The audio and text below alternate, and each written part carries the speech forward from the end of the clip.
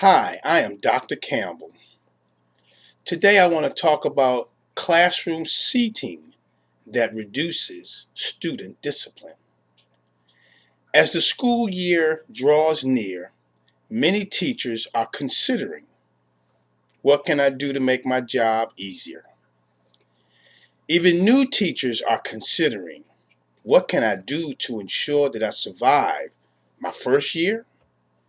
What can I do to ensure to survive my first month? What can I do to survive my first 3 months?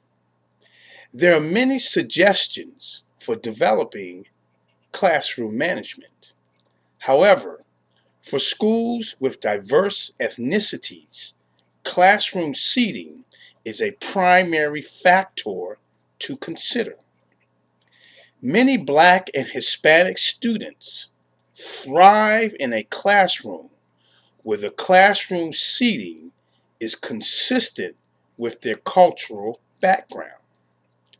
As a former math teacher, I used a classroom seating arrangement that allowed for all students to thrive. The classroom seating enabled students the opportunity to constructively collaborate while providing me as the teacher an opportunity to implement classroom discipline that minimized classroom distractions. The way I implemented classroom seating was in clusters. The clusters were arranged in clusters of 4 seats, and in some classes you could probably get away with clusters of 6 seats. I began this arrangement with my initial cluster of 4 seats in the middle of the classroom. And then I placed the other clusters around the center cluster in a semicircle that pointed towards the front of the classroom. Now, when students reported on the first day of class, I let them sit anywhere that they wanted. And of course, this may not be the best strategy for early primary students. But as the year progressed, when a student became a disciplinary challenge, one of my first strategies was to move them to the center cluster.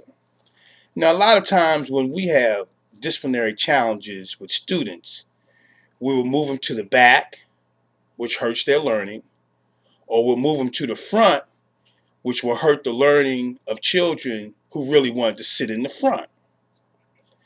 And so this way, I put them in the center. And what I would do is, as I'm teaching class and evaluating student progress, I could move around through my semicircle, therefore giving attention to students who were on the outside of the center.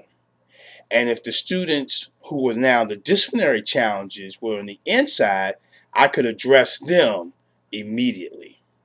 And in that way, I was able to reduce much of the student discipline challenges that I had in my classroom. Now, there's one thing that you must be careful of.